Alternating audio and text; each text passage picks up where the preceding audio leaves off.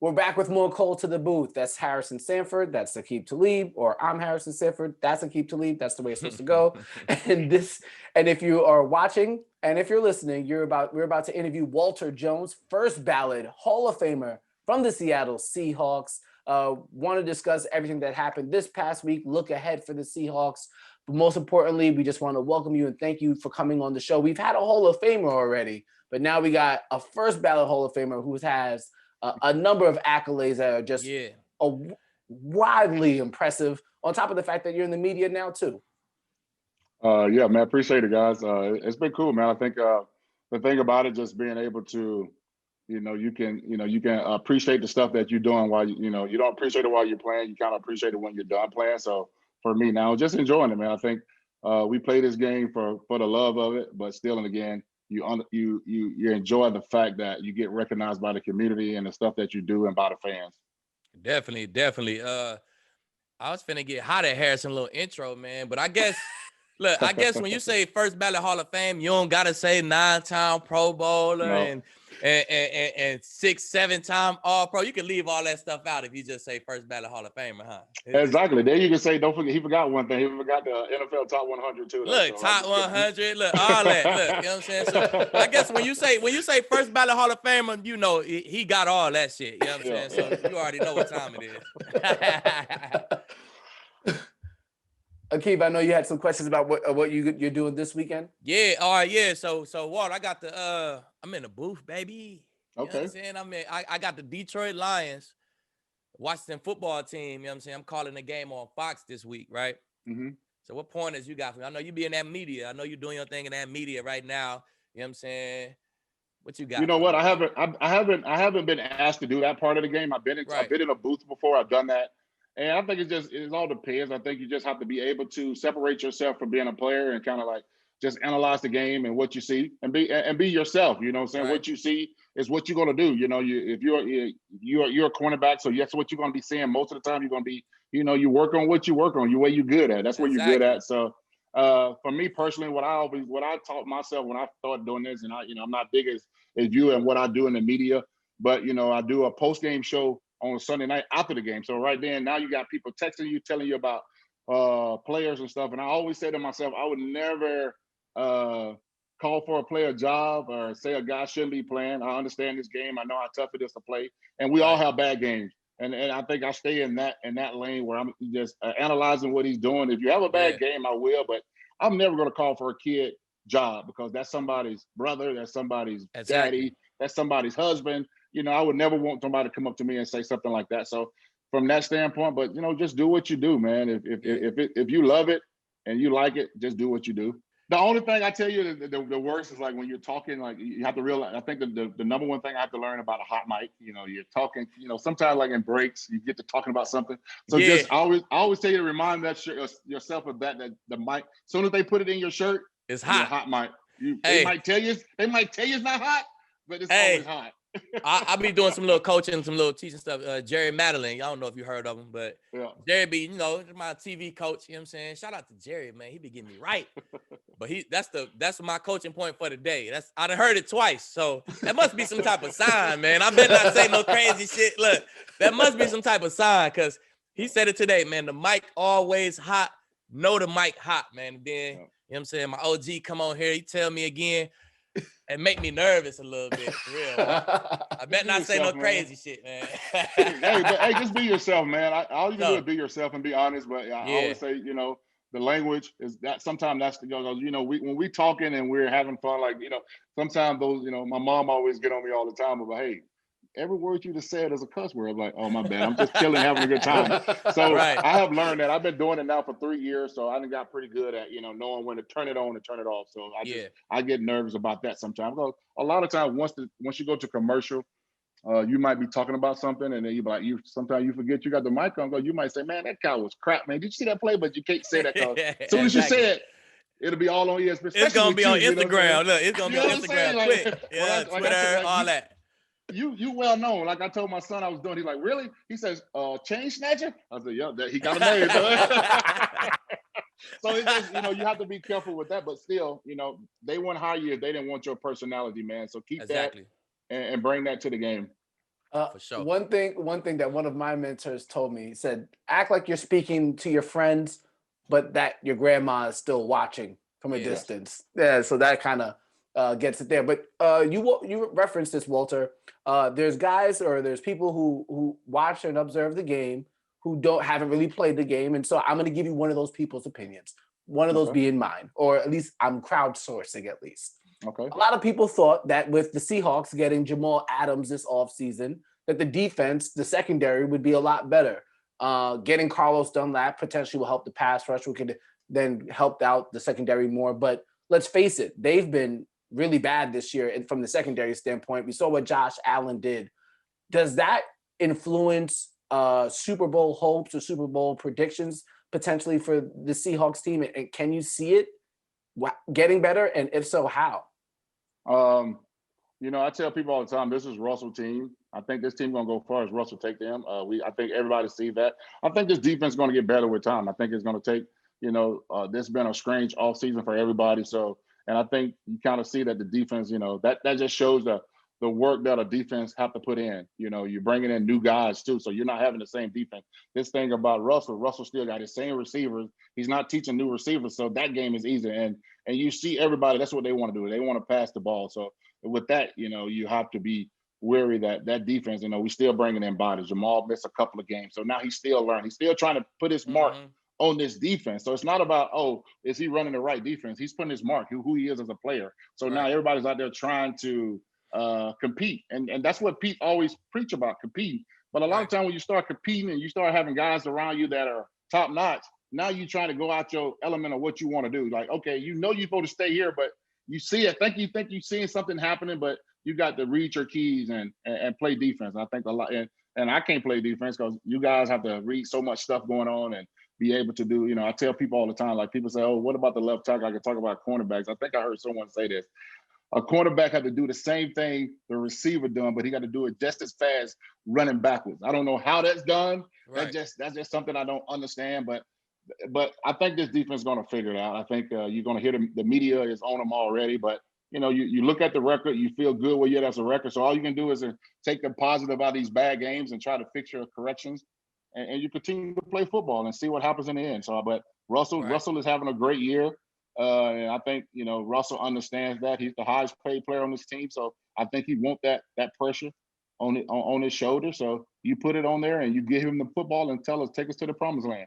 For real, right? I think that defense, the one thing they do good is they take the ball away. You know what I'm saying? Yep. That's part of the reason why their record is what it is. So they always give up 300-some yards. They always give up touchdowns, but usually they come out the game with 2 takeaways, maybe 3 takeaways. And they wasn't able to do that against the Bills. That's why you see the Bills with 44 points. But I think, man, as the playoffs, as like you said, as Jamal really get in tune with this team and he really become the leader, you can't be the leader on the sideline. So he played a couple games. Now he's back in there, and you see his energy, his flow, man. It's a momentum game. And if that defense catch that momentum at week 13, 14, that's all that matters. Everything but before that don't matter. So that defense just got to catch that momentum at the right time. Russell always got the damn momentum. So, hey. And then you understand about defense, man. You know how to playoffs get. You can do all this crap in the playoff in the season. Yeah. And then once you get to the playoff, everybody start getting just a little tight. Offenses, you can be, we just saw, top offenses, how they perform when they get into those big games. So I think as this defense continually keep getting better and own up to their mistakes and own up the fact that, hey, we're not playing good football. And if you do that, when you step yourself on the field on Wednesday, you out here to correct. We got some great guys, some veteran guys that could teach those young guys, hey, how to prepare. This is a long season. We're in the meat of the season now. So now you're going to have these lulls throughout the season. And I go back to your question about, people that haven't played the game, they don't understand how you go through these lows through the season. You know what I'm saying? Like, okay, we're gonna lose a couple of games here and there, but then we still not, we're not going on a 4 or 5 game. We lose 1 here, but hey, let's reel off another 3. And that's where you get your record from. So you have those lows. And there'll be games. And Russell understand that he can't have 4 takeaways. He can't give to him 4 times. Yeah. Russ, you got to be A+ every game. And hopefully he can understand that pressure that, dude, and it's not about, you got to put up a lot of points. You just can't get a ball to them. So Exactly. And then to hit on your point, you say that like offenses get tight in the playoffs. You know what I'm saying? Sometimes they get tight. It's defenses who turn up. Like you look at them Colts. You remember them Colts, Bob Sanders, them, they was the worst D in the league. They got to the playoffs, they turned to the best D in the league, man. So it's possible, man. You just got to catch that momentum. You know what I'm saying? Catch that momentum at the right time. So I still like Seattle, man. They still and losses are good. You know, we all know losses are good sometimes throughout the season because you start getting people patting on your back, telling you you're good, MVP. I'm like, okay, we can stop talking about the MVP, even though, you know, Russell is human, man. Everybody here, you can't, with the social and everything that's going on now, like when I was playing, all you had was the newspaper. So you didn't hear all the patting on the back. But now you hear it on every news station, everything, Russell this, Russell that. Then all of a sudden you have a dud game, and then all of a sudden, oh, is he really that good? You're like, oh, he's hey, you know what I'm saying? He's the guy. And I think everybody here knows that. So Well, Walter, you've been watching DK now for 2 years, and obviously you've seen Aqib, you studied the game. Aqib, what are you at? 10 pick sixes? Yeah, right? I'm at 10, man, sitting 10? In there. I'm saying like third or something like that. I don't know. I don't keep count. I don't know, man. Oh, you know. No, I know. Well, I know to the every detail. I can tell you everything. Walter, since you've been watching, since you know Aqib's stats and you know his tape and you know DK's tape, let's just say, for example, Aqib catches an interception from Russell Wilson. Is DK catching him? Hell no, DK ain't catching me. Hey, that was Walter's question. He might catch me, but I'm a blend him out. You know what I'm saying? I got to score, man. You know. I don't know. I think he's smart enough to understand. Like once you see that first time when he's coming, you better weave. I think he kept it too straight. Like you got to get to a point like, okay, I got more feel. Like, I think if he would have weaved, like if he would have took it to the middle of the field, I think he would have lost DK. But DK had him on a stride. Like DK was. He was all in and catching him, but if he would have just broke to the middle of the field, I think DK wouldn't have been able to change direction on that one. So you gotta weave. You gotta weave, man. It's all about bobbing and weaving, man. You gotta weave.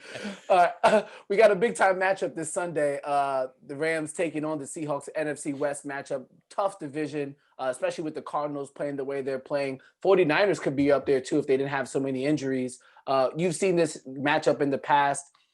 With this Rams offense, with the way this Seattle secondary is playing, and vice versa, Jalen Ramsey and the boys and Aaron Donald having a chance on the defensive end to put some pressure on Russell Wilson. How do you see this matchup turning out by the end? It's gonna be. I think it's gonna be one of those games. It could be a low scoring game, but I think it's gonna be all predicated on what the defense does. I think Russell's gonna get his, but still, again, you have to count for Donald. So this guy can mess up a game plan quickly. And if you don't know where he's at, if you ain't got two guys on him, and you can see what he can do with two guys on him too, though. So, and then you got in the secondary there, man. Jalen is one of those guys that love to hit, love to talk crap. So I think that's going to be the matchup that everybody wants to see, DK and him. And I love the way that DK is physical. I think you have to play the game that way. But I think it's going to be an amazing matchup. I don't know how much.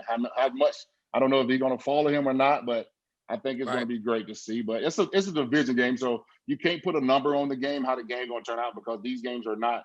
It's not about the record. It's about who's going to come out and do the right things and the X's and O's and try to make that win at the end. Because I think the game's going to be. If it's a high scoring game, it's going to be a tight game. But I think it's going to be one of those games that's going to go to the end. Definitely.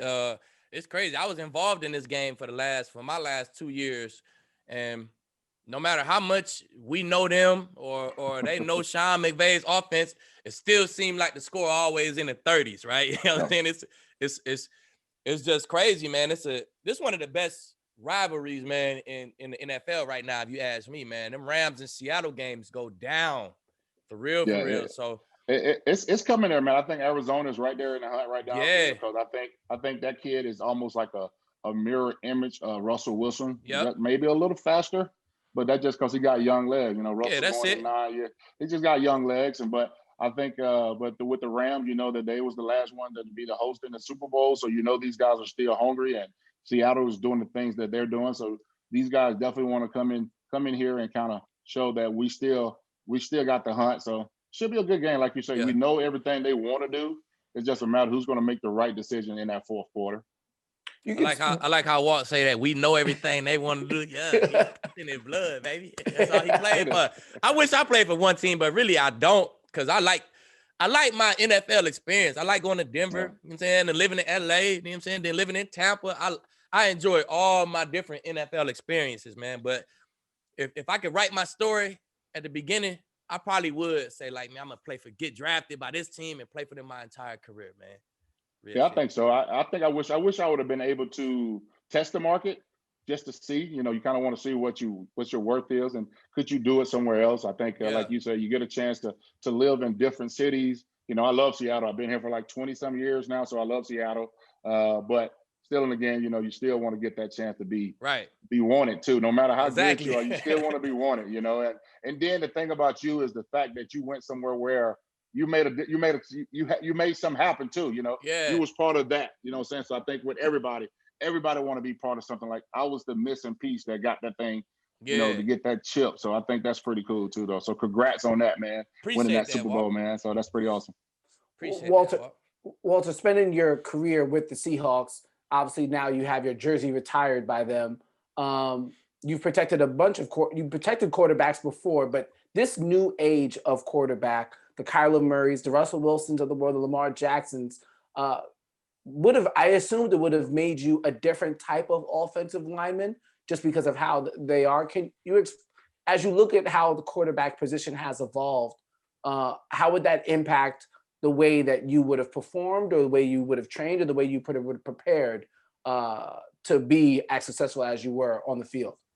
You know, I get this question asked all the time. I tell people all the time that it doesn't change for me, because in practice, the quarterback is in the same spot that we practice every day. You know, we as tackles, we have to keep the wall for the quarterback. So even if he runs or he stands in the pocket, we have to have a spot that we have to practice on. So when I get into a game, I'm not worrying about if Russell's going to run or not. That's on him. You know, we always talk, hey, once you come out that pocket, you're on your own. So it's not like I'm going to be, okay, he's going to run a little bit. No, I'm working on my stuff throughout the week, and my stuff is my quarterback is in the pocket. If he's at 3, or if he's at 5, or he's at 7, that's where you're supposed to be.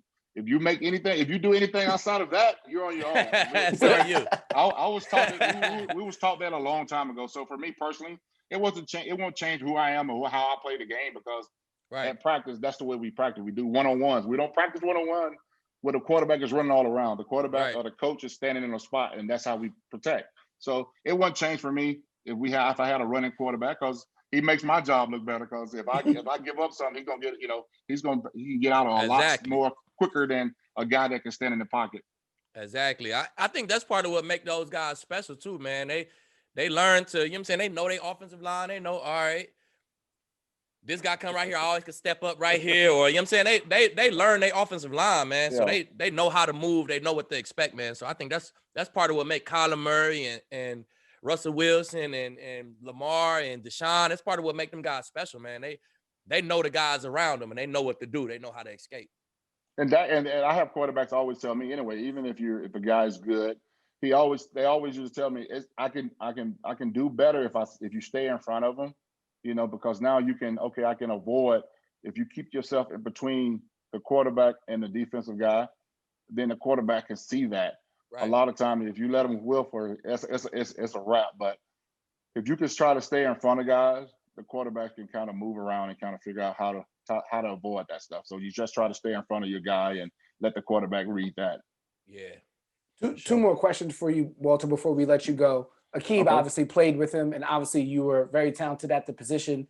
How in the world would you stop Aaron Donald? I would pay someone to give him some bad food on Sunday night. No, you know what, man? I don't know. You know, everybody asks me that. You know, I would just try to, you know, keep a body on him, man. You can't let him get into his second and third move, because he's so good with his hands. I've never seen a defensive tackle. He kind of reminds me of a Warren Sapp, you know, because when he hit that 3, man, he's coming off that rock and he's making his move and he's still gaining. I ain't never seen a guy close on a quarterback as fast as this kid. Once he make his move to get to the quarterback, there's no extra stuff for Russell to do. Russell doesn't, like, I ain't never seen, like, once he get, like, most of the time when defensive tackles if they get free and they get to the quarterback, they kind of hesitate a little bit, and then that's what the quarterback wants. But Donald is more like, boom, I beat my guy, and then now I'm coming right. It's like a beeline. I never seen it. Somebody like it's just like you're not going anywhere. I'm not slowing up.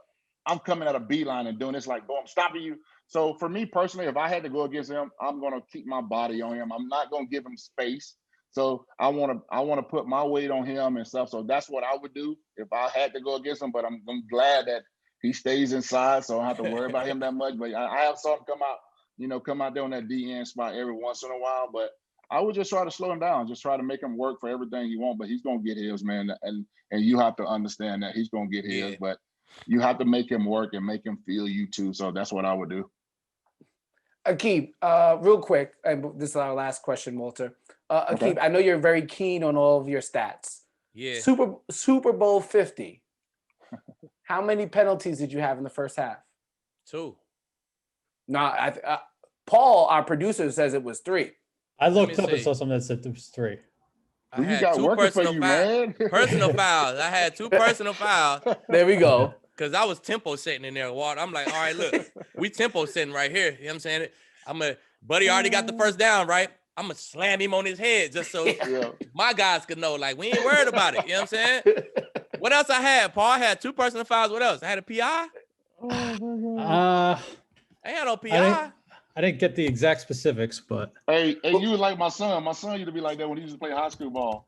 Every game he got 15 yards. He said, Dad, I had to let him know I'm coming. We gotta let him know, man. I let him know. Like, we gotta let him know. Look, we had a rule. We had a rule on that on our defense, man. Look, we getting to a game, bro.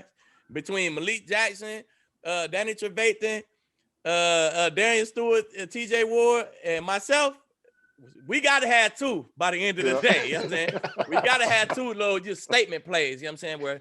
And we did it, man. And Wolf too. Don't forget Derek Wolf too. He was one of our 15-yard flag guys too. You know what I'm saying? We gotta get him. So let y'all know we coming. It was 3, but the third one was kind of bullshit. It was offsides on like an extra point. But yeah, you had the 2. But no. They didn't call it though. I made them miss it. I got a great jump. Well, I don't know. Maybe they did call one, but I know on one of them they missed the field goal, and it was because I got a great jump, almost blocked that thing. Okay. A little offside. We'll take the offsides though, Paul. It's cool. But I think the point of the question was, Walter, is like you only had 9 holding penalties your entire career. There we go. That was the point of the question. I had 3 in one game. We were trying to get there. Harrison, you did me 30 minutes, but how'd you get away with it all these years, quote unquote? Like, what was your secret? I just took the referees off my payroll about 5 years ago. You know what? I think it's just, you learn, I think for me personally, I tell people all the time that what happened to me was that when I came in this game in 1997, I had some great offensive linemen to watch how they played the game. I had Willie Rofe, I had Jonathan Ogden, Orlando Pace, guys that played the game at a very high level. So for me, my coach used to say, just watch those guys and they'll tell you how to play. They'll show you how you block this guy how to play. So I just say, okay, how do I be better than those guys? So for us as offensive linemen, all we have is sacks, penalties. So I said, okay, I got to go out and have a complete game. So I just try to go out and stay focused in the game and, try to be good at what I was doing, So that's how I got in it. I think the thing about it though, I think I tell people all the time what happened to me. A lot of time I say, once your name get recognized, and if you're blocking the guy, I have had refs to say to me, hey, Walt, I would have called a holding on that. So I appreciate the fact that refs would tell you what you're doing wrong before they throw the flag. So that makes you think, okay, I got away with that time. So now you're staying focused. So for a ref to say that's okay. I got the respect of the ref, but I'm not taking advantage of it. But for the ref to say, hey, Walt, I would have called holding on that. And that's part of the game. You telling the guy, hey, throughout the game, I'd have called holding. Or I had ref to come up to me if the right tackle is set back too far. He'll be like, hey, Walt, tell your right tackle to get up or we throwing a flag the next one. So I had to go to him, hey, man, you got to get up because the ref said he's going to throw a flag the next time. So I appreciate the fact that refs understand the game and say, hey, we can't be throwing, because you can throw a flag every game if you wanted to, every snap if you wanted to. Right. That's 9 penalties though, man. That's impressive, fam. I mean, you look at the guys you win against, you know what I'm saying? We can run down the list, but that's impressive, my boy. I promise you. Yes, sir. Appreciate that. What's also impressive, well, and you and I we exchanged some text messages before we booked this interview. You have a number of things going on in the Seattle community as you really made yourself a part of the fabric of Seattle. Can you talk about what else you've been doing there and what you have coming up in the near future? Oh yeah, I enjoy doing that stuff, man. I enjoy being out in the community, man. But right now, what I'm working on now, I'm doing a lot of stuff back home. Every year I do a charity event. I do a flag football tournament back in Alabama where we raise money for a food bank there. That kind of reminds me of back when my mom was single. It was 8 of us. So I've been doing this for the last 10 years. So we raise money. We raise probably about $70,000 a year. And this year I started with my brand. I recognized with the COVID and stuff, it's kind of hard, but I recognize linemen. So I started recognizing linemen in high school. So I do a best ever do lineman of the week. So next week I'm doing a best ever lineman banquet. So I'm recognizing these kids. It's kind of like if I would have had that when I was in high school, where you get a professional guy to come in and recognize you to let you know, hey, you can leave here and be great at this. A lot of times, everybody don't want to be an offensive lineman, but I tell people, hey man, if you put your work into this game, you can be a rock star at offensive lineman, because that's not the position that you dream of when you see football. You don't want to be an offensive lineman. So I just try to influence those kids to say, hey man, you can be great at this position. You can be just as great as the receivers and stuff. You just got to understand your role. And I'm doing a cornhole tournament for everything, man. So next week gonna be a big week for me to raise a lot of money for charity, for food bank, for a lot of people in need right now with everything going on. A lot of people are, not eating every day, man. And so I try to give back as much as I can, because I do a lot here in Seattle, but I always want to let my people know back home that, I'm thinking about you guys. Anytime somebody want to donate some money, I'm pushing it back to Alabama, because I just don't want to let them know, hey, I call Seattle my home, but my true home is Alabama. So I just want to make sure that I'm doing my part to help out, because we don't ask for this part of the game, but if you do right and be good, good things will always come back to you. So that's what I try to do every day. I try to support all my brothers, what I'm saying, even though we haven't never met personally, but still in the game, we play this game we love, and this game has been great to all of us. So anytime you can give back to help anybody to continue to keep doing what they're doing, I'm down for the call. So I appreciate you guys letting me come on here, man. It's pretty amazing, man. So appreciate that, guys. For sure, man. I know. Sure. Go ahead. Go ahead. Obviously, I know both of them communities appreciate you too, man. I know Seattle, you done did. We don't got to run down what you did for them, man. But I know back home, they appreciate it too, man. Just always standing on this my home. I'm always showing love back to that city. I know.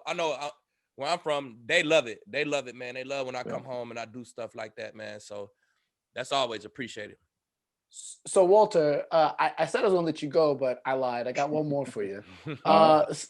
So you bigged up Seattle. Shout out to that. You bigged up Alabama, but as you didn't big up Florida State. Now, Florida State was actually the first college football team that I covered. I had a great time covering the team. And my first year covering the team was actually when they won a national championship with Jameis Winston at quarterback, which brings me to a moment that I want to show you.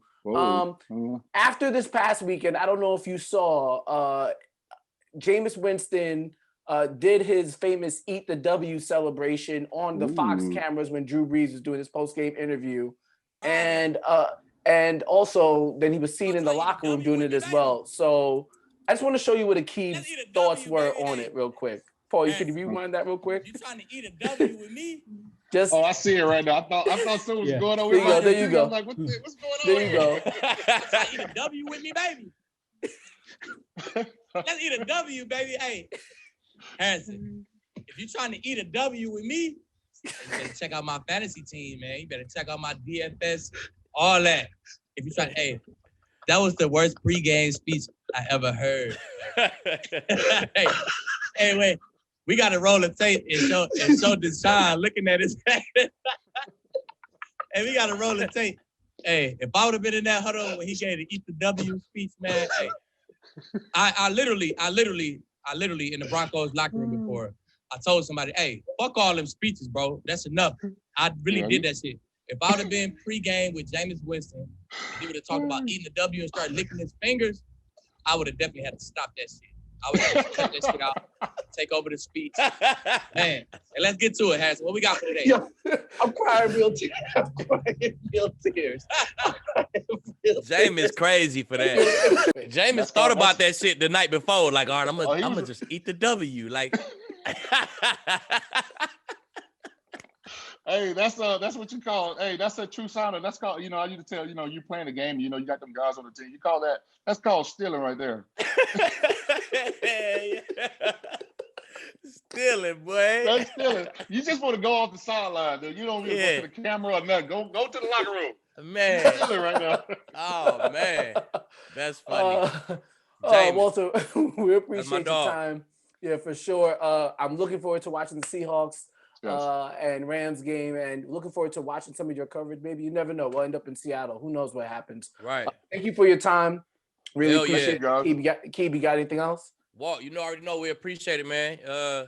Anytime you need leave to do anything, man, just hit on me, fam. I go out my way to do whatever. You know what I'm saying? All right, man. Hey, good luck this weekend, man. Have fun and be yourself. Yes, sir. If a DB is crap, say he's crappy. Say, hey, get that man off the street. For sure. Appreciate it, Walt. Appreciate it. All right, guys.